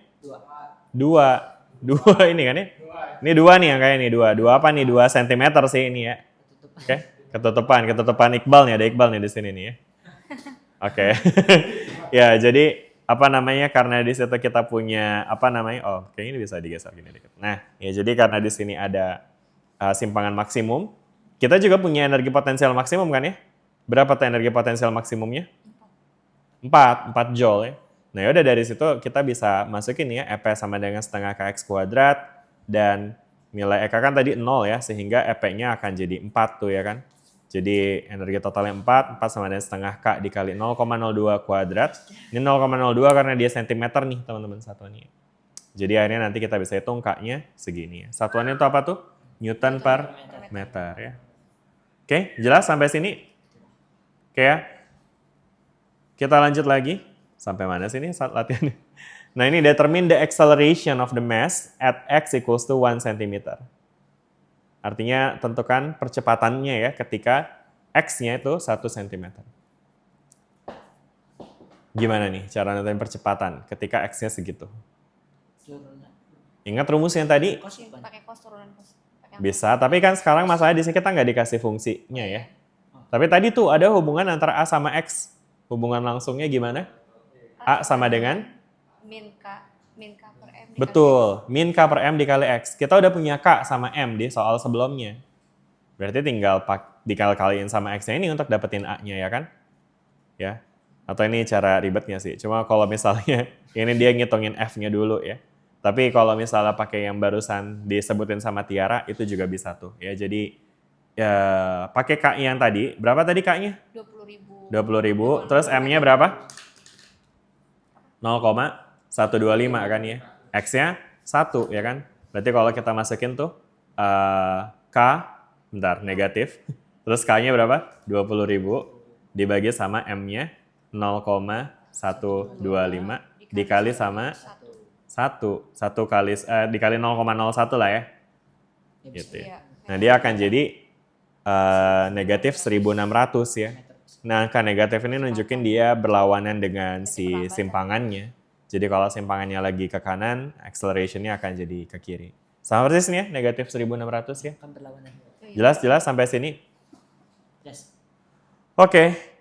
Udah lah ya, cukup. Kagak masuk-masuk ntar ke materi gelombang ya. Oke, di 10 menit yang terakhir, saya akan coba untuk menggarap materi gelombang. Tapi sebelum ke situ, ya ada yang mau tanya nggak tentang materi getaran yang tadi kita udah bahas? Udah ya, clear ya? Udah terjawab semua. Oke, baik. Sudah selesai dengan getarannya, sekarang kita masuk ke bagian kedua yaitu tentang gelombang. Nah, kalau ditanya gelombang kira-kira apa nih teman-teman definisinya? Kita diskusi lagi ya. Perpindahan energi. Sebentar, apa itu gelombang? Kayaknya lebih bagus diketik ya daripada ditulis. Siapa yang mau jawab dulu? Mic-nya boleh dipegang. Dari sini deh, dari Dipta deh. Kayaknya tadi udah dari Iqbal duluan. Ya boleh kalau mau buka-buka chat GPT ya silakan. Dipta apa Dipta sih? Dipta ya. Pradipta, sebelum Dipta tuh berarti ya. Oke, Pradipta, apa itu gelombang? Atau saya ingetnya kamu aja, nggak apa-apa. Gelombang adalah Gelombang adalah hmm, hmm, gelombang adalah satu gunung dan satu lembah. gelombang adalah satu gunung dan satu lembah. Oke, good. Dan satu lembah. Oke, makasih Dipta. Lanjut. Siapa lagi? Dafu dulu, Dafu. Gimana Dafu? Gimana nih? Silakan Dafu. Ayo Dafu. Apa itu gelombang? Gelombang adalah satu getaran penuh. Satu getaran penuh. Oke, terima kasih. Berikutnya, Jose. Oke, gelombang kalau menurut ini ya, Menurut tadi ini, setelah dicari gelombang itu adalah perpindahan dari satu titik ke titik yang lain. dari satu titik ke titik yang lain. Udah gitu aja? Iya. Oke, good. Lanjut. Fadli gimana? Ini biasanya yang paling terakhir harusnya lebih paripurna ya, lebih ada waktu tuh ya untuk nyari. Mestinya jawabannya Iqbal udah paling sempurna harusnya nih. Jadi ada pressure gitu ya. Oke, gimana? Kalau Fadli. dari saya sendiri, gelombang itu getaran yang merambat gitu. Gelombang adalah Getaran yang getaran yang merambat. merambat. Dan membawa energi gitu. Merambat, sorry apa? Merambat Merambat dan membawa energi dan membawa energi melalui medium. melalui medium. Iya. Wede, mantep banget nih. Tiara, gimana Tiara? Kalau aku sih gelombang itu getaran yang merambat dari titik satu ke titik yang lain. Terus dia juga membawa energi tapi nggak mengubah, maksudnya nggak memindahkan materinya secara permanen gitu. Namun tidak memindahkan Materinya secara materi apa tuh maksudnya? energinya maksudnya. Nggak memindahkan energinya gitu. Dia memindahkan energi. Ini gimana ya ini Terus yang nggak pindah apa dong? Kan energinya secara permanen. Jadi nol lagi. Oke, yaudah dibungkus aja dulu ya, ntar Ya, gitu. kita analisis. Iqbal sekarang. Ayo. Diambil semua. Aduh, jadi gelombang itu adalah perpindahan energi dari titik pertama ke titik awal ke titik yang lainnya. Tapi energi tersebut tidak tetap secara sempurna atau gimana ya? Namun energinya tidak berpindah gitu atau gimana? Tadi kan perpindahan energi, tapi energinya nggak berpindah. Jadi nggak inkonsisten nih definisinya. Gimana jadinya? ya? Namun, Diambil atau nggak pakai namun, udah gitu aja. udah gitu ya. Udah gitu ya lah ya, maksudnya. Daripada mikir-mikir lagi. Nggak diomelin juga ya. Oke ya. Udah ya gitu ya. Oke, ya terima kasih banyak teman-teman. Bentar ini kenapa ada sama hehehe-nya di sini ya. Oke, ya. Jadi kalau ngomongin soal definisi yang tadi disebutin sama Dipta sama Dafu terkait dengan bentukan dari gunung dan lembah, ini sebenarnya lebih ke ngegambarin getaran penuh gitu ya. Jadi pada grafik sinusoidal yang kita punya tadi, satu getaran itu bisa kita gambarkan sebagai satu gunung dan satu lembah. Ya, jadi itu adalah bentuk gelombang sebenarnya, bukan gelombang itu sendiri. Ya. Sedangkan gelombang atau wave dalam konteks fisika itu paling dekat mungkin definisinya Fadli dan Tiara nih ya, di mana gelombang itu adalah getaran ya. Bentar, kalau tadi ini tadi Dipta sama Dafu ya. Nah kalau Jose ini gelombang adalah perpindahan dari satu titik ke titik yang lain. Ini definisi ini kurang jelas karena subjeknya belum dibahas nih. Perpindahan apa nih? Perpindahan siapa nih? Siapa yang berpindah gitu ya. Jadi mungkin kalau mau ditambahin ya perpindahan energi sebenarnya. Jadi dalam gelombang itu yang berpindah itu adalah energinya gitu ya. Energi apa? Lebih spesifiknya lagi itu adalah energi getaran gitu ya. Jadi definisi Fadli sama Tiara sebenarnya udah ngomongin getaran yang merambat. Nah ini sebenarnya adalah energi getarannya ya yang merambat ya. Atau seperti yang Fadli jelasin di sini juga bagus ya. Jadi getaran yang merambat dan membawa energi. Jadi yang merambat itu adalah energi getarannya. Oke? Melalui medium ya kan. Nah ini melalui medium ini juga penting nih untuk ditambahkan definisinya. Dan definisinya tadi sebenarnya ditambahkan oleh Tiara. Tapi ini Tiara juga kayaknya agak kegocek sendiri nih dengan definisinya. Tadi Tiara bilang namun tidak memindahkan materinya ya. Nah ketika ditanya materi apa jadi bingung sendiri. Tentu bukan materi energinya, karena maksudnya energi sama materi tentu dua hal yang berbeda ya. Dan kita tadi udah mendefinisikan bahwa di dalam gelombang itu yang merambat adalah energinya. Jadi energinya tuh jalan, ya. Energinya berpindah. Nah tapi ada yang nggak pindah nih. Apa yang nggak pindah? Itu adalah materi dari mediumnya. Oke? Jadi mediumnya itu nggak berpindah. Jadi kalau tadi Fadli bilang melalui medium, ya. Nah mungkin bisa dilengkapi dengan tanpa perpindahan partikel atau materi dari si mediumnya itu. Jelas nggak teman-teman sampai sini? Ya ini definisi ini sangat penting ya untuk bisa memahami bahwa dalam gelombang itu yang jalan tuh energinya doang. Tapi materinya enggak. Ya, oke. Nah mungkin teman-teman buat dapetin gambaran lebih lebih utuh terkait dengan maksudnya apa sih materinya nggak berpindah. Ini contohnya ada di sini kita bisa lihat. Misalkan di sini kita punya tali yang tersusun dari biji-biji manik-manik gitu ya. Nah terus kemudian di sini misalkan kita kasih getaran gitu ya teman-teman ya.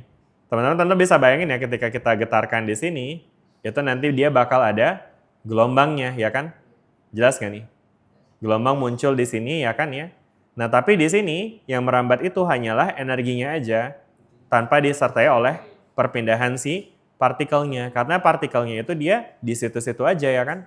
Jadi mungkin kalau kita mainkan kayak gini nih, nah teman-teman bisa lihat nih kalau kita fokus sama partikel yang biru aja deh. Itu tuh dia, atau mungkin kalau kita lihat gelombangnya dulu deh. Gelombangnya kelihatan gerak ya. Gerak kemana gelombangnya? Ke kanan, obvious ya. Kelihatan dari bentukan gelombangnya. Tapi kalau kita lihat partikel yang ini nih warna biru, dia gerak ke kanan nggak sih? Enggak. Dia di situ-situ aja. Nah ini yang dimaksud dengan tanpa perpindahan si material dari mediumnya atau partikel mediumnya. Jadi gelombang ini hanya merambatkan energi getarannya aja, gitu ya.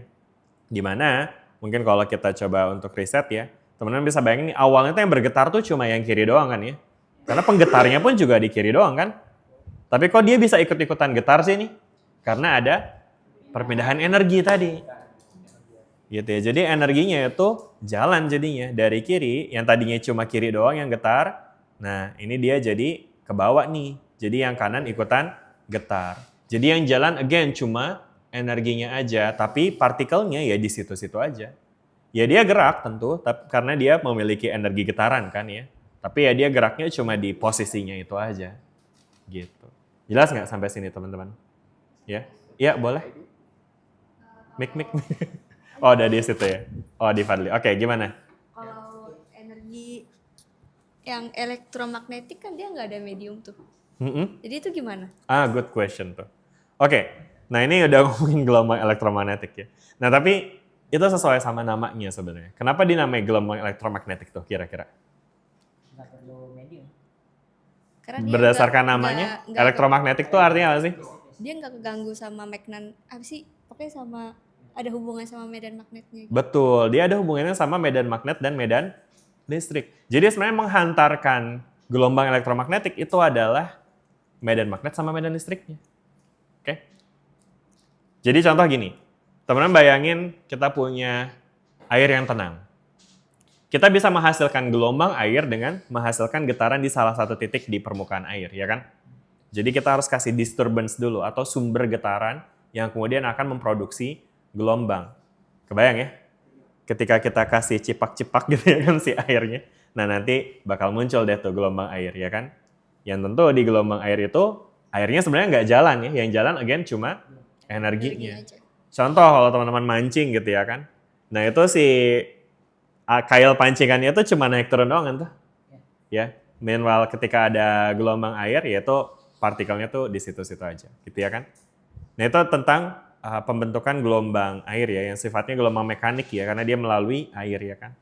Nah sekarang gimana dengan gelombang elektromagnetik? Jadi betul tadi Tiara bilang, karena memang mungkin teman udah belajar ini juga ya, bahwa gelombang elektromagnetik adalah gelombang yang mampu merambat tanpa melalui medium ya. Nah terus gimana caranya kok bisa nggak lewat medium? Padahal di sini kan kita jelas-jelas lihat supaya dia energi bisa merambat, dia harus ada nyamber-nyambernya gitu ya kan. Nah, yang nyamber-nyamber di sini ternyata adalah medan listrik sama medan magnet, teman-teman. Ya. Jadi, teman-teman bisa bayangin kalau kita punya partikel bermuatan, dia itu akan punya medan listrik kan ya. Medan listrik dari suatu partikel itu ya bisa berarah inwards, bisa juga berarah outwards gitu ya kan. Kayak misalnya kita punya, hold on. Misalnya kita punya partikel positif gitu ya kan. Nah maka tentu nanti dia akan memiliki medan listrik yang kita bisa bayangkan kayak gini ya. Oke. Dan teman-teman bisa bayangin juga makin dia ke jauh dia makin lemah tuh ya medan listriknya ya. Tapi selama partikelnya diam, ya dia medan listriknya segitu-segitu aja. Ibaratnya ketika partikelnya diam, itu dia kayak air yang tenang. Jelas nggak teman-teman? Karena medan listrik itu dibentuk oleh muatan kan. Dan ketika muatannya diam, tentu ada medan listrik. Tapi medan listriknya nggak berubah-ubah karena partikelnya diam aja. Jelas? Nah sekarang gimana cara menghasilkan gelombang elektromagnetik tadi? Caranya adalah kita bisa membuat ripple pada medan listrik dengan cara kita osilasi nih, si partikel bermuatannya. Kebayang nggak? Jadi pas dia diosilasi, nanti teman-teman bisa bayangin, ini kan tentu medan listrik paling kuat itu kan yang ada di sekitar partikel ini ya. Nah sekarang kalau kita osilasikan, ya kan? Kita osilasikan, mana sih? Bentar kok ini hilang. Oke, ketika kita osilasikan, ketika kita gerakin atas bawah, ya kan? Nah, nanti posisi medan listrik yang kuat lemahnya itu berubah tuh. Dari yang tadinya paling kuat di sini, pas dia di bawah, ya nanti yang paling kuat di bawah. Pas di atas, paling kuat di atas. Ini nanti di bawah lagi dan seterusnya. Dan kebayang dong apa yang terjadi terhadap daerah di sekitarnya. Jadi Itu analoginya mirip kayak, ya tadi, kayak ibarat ini kalau kita bayangkan ini air yang tenang gitu ya kan. Nah, ketika ini dia diosilasikan atas bawah nih, si medan listriknya, ya kan. Nah, maka nanti akan ada fluktuasi dari gelombang medan listrik ya. Jadi ini medan listriknya nih yang berperan sebagai medium dari gelombangnya. Medan listrik inilah yang kemudian nanti akan membawa energi. Betul. Jelas nggak sampai sini? Ya. Dan kemudian setiap pergerakan medan listrik, setiap pergerakan muatan, itu sebenarnya nanti akan ada medan magnet juga yang tercipta ya. Dan dia tuh arahnya akan selalu tegak lurus dengan fluktuasi dari medan listriknya. Jadi kalau kita gambarin bentukan gelombangnya itu dia jadi kayak DNA gitu ya. Tapi dia akan, misalnya ini gelombang listriknya itu vertikal gitu. Nah ini nanti medan magnetnya itu akan horizontal gitu. Oke? Jelas nggak sampai sini teman-teman? Oke? Udah menjawab pertanyaannya? jawab. Ya jadi medan listrik, medan magnet itu sebenarnya nanti akan ada materi khususnya lagi sih. Bahkan ada perkuliahan khususnya tuh. Perkuliahan mata kuliah gelombang, tahu nggak teman mata? 3. 3 apa 5 ya? 3. Bukan 5 ya? 3 atau 3 ya? elektronika 4. 4 ya? Sama Bu Widya tuh Bu harusnya. Sama nanti sama saya juga sih mestinya. Bu Widya. Nggak tahu ya waktu itu sih semester lalu deh. Iya semester 4 berarti ya. Itu saya ngajarnya gelombangnya pendidikan sih, tapi nggak tahu deh nanti bakal ngajar fisika juga atau enggak. But anyway, ini nanti detailsnya akan teman-teman pelajarin di materi gelombang itu. Ya. Oke, jelas sampai sini teman-teman? Ya. Oke, ya ini udah jam 5 sepertinya. Jadi kayaknya kita cukupkan sampai sini. Sebelum kita akhiri, ada yang mau tanya nggak teman-teman? Udah ya? Sisanya sih sebenarnya ini tuh cuma materi-materi yang udah teman-teman pelajarin di SMA ya. Jadi kayak saya ngerasa nanti teman-teman bisa deh kayaknya sambil ngerjain PR gitu ya. Nanti kan akan ada PR-nya nih ya kan. Nanti sekalian teman-teman belajar lagi tuh tentang konsep-konsep gelombang gitu ya. Dan mungkin nanti kalau ada soal yang sulit, hari Jumat kita bisa bahas gitu ya kan. Nah ini intinya sih yang tadi kita udah diskusikan sih tentang mekanisme dari pembentukan gelombang dari getaran yang merambatkan energi melalui medium ya. Terus habis itu ada jenis-jenis gelombang juga. Di sini ada transversal sama longitudinal. Pernah dengar? Pernah. Apa bedanya antara transversal sama longitudinal? Kalau transversal tuh yang biasanya di senar gitar. Yang biasa apa? Yang ada di senar gitar. Kayak Senar gitar. Ya, dia gelombangnya kayak gitu. Kalau yang longitudinal? Longitudinal tuh dia bunyi. Bunyi. Yang pokoknya, nah iya yang ini nih. Iya yang ini ya. Yang itu. Iya. Jadi sebenarnya nanti di sini ada perbedaan yang fundamental nih antara transversal sama longitudinal. Jadi tadi teman-teman bisa lihat ya, gelombang itu erat kaitannya dengan getaran. Ya, karena gelombang itu simply adalah energi getaran yang merambat ya. Nah, gelombang transversal yang tadi Tiara sebutin di senar gitar, itu terjadi karena adanya getaran yang tegak lurus dengan arah rambat gelombangnya. Ya, kebayang nggak tuh? Jadi si partikelnya naik turun, sedangkan gelombangnya merambat horizontally, sehingga nanti akan terbentuk gelombang yang begini tuh, yang kayak tadi di tali. Ya. Jadi karakteristik utama dari gelombang transversal adalah dia punya bukit sama lembah tuh. Dan itu terjadi gara-gara hubungan yang tegak lurus antara arah getar dengan arah rambat. Sedangkan kalau untuk untuk yang longitudinal, lawan katanya tegak lurus itu apa? Sejajar, paralel ya. Jadi teman-teman bisa bayangin ini biasa terbentuk di slinky gitu ya. Jadi ketika dia bergetar secara paralel atau sejajar dengan si arah rambat, maka dia akan menghasilkan compression sama rarefaction gitu ya, dari segi bentuk. Udah deh kayak gitu ya, ini contoh lagi. Nah ini yang tadi ngomongin suara ya. Suara itu mungkin maksudnya lebih ke gelombang suara ya, yang merambat melalui partikel udara. Jadi kayak saya ngomong bisa kedengeran sama kalian, itu sebenarnya karena ada udara nih. Ya, jadi udara yang ada di sekitar saya itu bisa digetarkan oleh sumber suara dari pita suara saya tentunya, yang dia akan menghasilkan getaran longitudinal juga gitu ya. Kayak gini ya, bisa dibayangin ini partikel-partikel udaranya ya. Jadi dia ada compression rarefaction gitu ya. Makanya jadi untuk udara itu, suara itu dia adalah gelombang longitudinal gitu ya. Udah deh, sisanya nanti rumus aja, ini representasi aja, terus fenomena. Nah ini ya tadi ya, yang utamanya kayak gini ya. Oke, mungkin kita cukupkan sampai sini dulu teman-teman, udah jam 5, karena ini kita terbatas di ruangannya juga sih. Sebenarnya saya bisa aja sih sampai jam 9 malam, cuma ya kemalaman ya.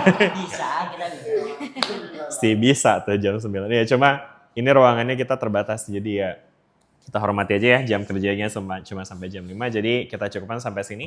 Ada yang mau tanya lagi sebelum kita akhiri? Waduh, ada. Oke, silakan Dipta. Boleh mic-nya kasih ke Dipta nih. Biar teman-teman yang lain bisa dengar juga pertanyaan dari Dipta. Gimana tuh? Tadi kan Bapak bilang suara merambat melalui udara, Partikel udara, yes. partikel udara. Kalau tidak ada udara gimana Pak? Nggak bisa merambat suaranya. Jadi tidak keluar gitu? Nggak ngerambat suaranya. Jadi saya biasa aja ngomong, tapi Dipta nggak bisa dengar. Tapi Contohnya kayak misalnya kita di luar angkasa. Luar angkasa itu adalah ruangan yang nggak ada udaranya. Ya kan? Nah itu saya nggak bisa tuh ngomong langsung sama Dipta. Misalnya saya jadi, saya Tama, pernah nonton nggak sih episode yang dia berantem sampai ke bulan tuh? Nah sebenarnya pas dia ngomong sama musuhnya tuh, kalau ngomong biasa nggak bakal kedengeran tuh harusnya. walaupun deket Pak. Iya walaupun dekat. Misalnya saya ke Dafu gini, saya Iya. ngomong di Beda ceritanya kalau ditempelin tuh kupingnya ke mulutnya tuh. Mungkin tuh gelombangnya jadi merambat melalui Udara. namanya bibir langsung gitu ya kan. apakah terdengar oleh diri kita sendiri Pak? Apa tidak juga? Wah, good question tuh. Kayaknya sih kedengeran deh kalau sama diri kita. Karena yang kita dengarkan sebenarnya adalah, bentar, apa ya? Kita gimana sih? Kalau kita ngomong gini, kedengeran gak sih? Kayak kedengeran ya sih? Soalnya kan ini getarannya itu juga bisa langsung diterjemahkan sama otak kita kan. Jadi maksudnya, kayaknya pita suara kita tuh juga bisa memberikan getaran ke bagian tubuh kita sehingga bisa kedengeran langsung sama. Maksudnya, ini agak biologi sih, tapi kan pita suara kita itu memberikan getaran ya. Nah getaran itu kan menggetarkan partikel udara. Dan kemudian partikel udara yang bergetar tadi itu tuh nyampe ke gendang telinga dalam bentuk getaran juga. Jadi di dalam telinga tuh kalau nggak salah kayak ada partikel-partikel kecil yang bergetar gitu ketika ada gelombang suara yang nyampe ke kuping. Gitu. Jadi dari getaran partikel itulah suara kemudian bisa diterima gitu. Nah sekarang kalau kita ngomong ke diri kita sendiri, saya ngebayangin getaran di leher ini bisa langsung menggetarkan gendang telinga kita sebenarnya. Gitu. Nah cuma ini mungkin perlu dianalisis secara biologis ya. Jadi coba deh ditanya. Tapi sih kalau saya sih ngebayangin kayaknya bisa sih. Soalnya even kita kayak gini tutup mulut gitu, Pak, kayaknya masih kedengeran deh. Oh iya. Pak, apakah udara itu Banyak kamar kayak gitu. udara Apakah udara itu itu? oksigen bukan Pak? Kenapa? Udara itu semuanya oksigen atau? Enggak lah, enggak. Coba ada yang tahu teman-teman kandungan udara atau apa? Kayaknya lebih mayoritas malah nitrogen nggak sih? Kandungan udara ada gas apa aja. Jadi Nggak oksigen aja, tapi partikel udara itu ya tersusun dari banyak gas sebenarnya ya. Kalau di sini ada gas nitrogen tuh 78%, oksigen 21%, argon 0,93%, karbon dioksida 0,04% ya. Terus ada gas lain juga dalam jumlah kecil. Jadi ya banyak. Berarti kita dominan menghirup nitrogen, Pak. Tapi iya sih, sebenarnya kita pas kita ngefilter tuh nggak bisa milih-milih ya. Tapi yang diserap sama ini biologi udah nggak usah ditanya-tanya. Bukan tugas saya untuk bahas itu. Ya, kegocek, astagfirullah, tidak boleh. Itu di luar ranah saya. Apa lagi Tiara? Lihat dari NASA langsung kayak suara nebula segala macam yang hal-hal yang di luar angkasa. Sedangkan kata Bapak, kalau di luar angkasa itu kan kita nggak bisa dengar suara apa-apa kan. Tapi kok mereka bisa kayak dapat suara nebula, Suara nebulanya ya. bintang-bintang segala macam gitu. Iya. Itu kayaknya ini deh, apa namanya udah lumayan panjang. Cuma intinya sih yang kita bahas ini adalah gelombang suara itu, as in mechanical wave tadi ya, yang merambat melalui partikel udara itu nggak bisa lewat karena ya tadi nggak ada medium merambatnya kan. Ya. Jadi setahu saya sih yang kayak gitu tuh sebenarnya yang diamati itu gelombang elektromagnetiknya sih, tapi pada frekuensi suara gitu. Jadi dikonversi gitu. Jadi yang diamati itu tetap ya cahayanya sih atau sinarnya. Tapi saya juga nggak tahu detailnya ya. Jadi mungkin itu bagus sih buat dikulik. Coba aja cari tahu itu sebenarnya yang di-observe di situ tuh apanya. Setahu saya sih suara beneran nggak bisa diamati di luar angkasa, tapi mungkin ada teknologinya untuk mengamati. Ya mungkin bisa coba dicari tahu deh lebih lanjut. Soalnya saya belum pernah dengar soal itu sebenarnya. Oke, cukup ya. Udah mau bubar nih. Ntar diomelin petugasnya di sini. Jadi mungkin kita akhiri sampai sini dulu. Terima kasih teman-teman semua untuk partisipasinya di kelas ini. Saya sangat mengapresiasi kehadiran teman-teman di kelas tambahan ini meskipun tidak diwajibkan. Karena saya nggak pengen ngeberatin aja sih. Karena ini kan kuliah tambahan aja gitu ya kan. Oh iya. Sebenarnya kelas pengganti. Bukan kelas pengganti. Jadi, tapi kan kayak udah saya bilang ke Iqbal ya. Jadi yang nggak hadir pun tetap dihitung hadir. Ya, tapi ya dengan teman-teman hadir sini jadi kan kita bisa diskusi langsung kayak gini. Oke, jadi kita cukupkan ya. Terima kasih semuanya. Assalamualaikum warahmatullahi wabarakatuh. Waalaikumsalam warahmatullahi wabarakatuh.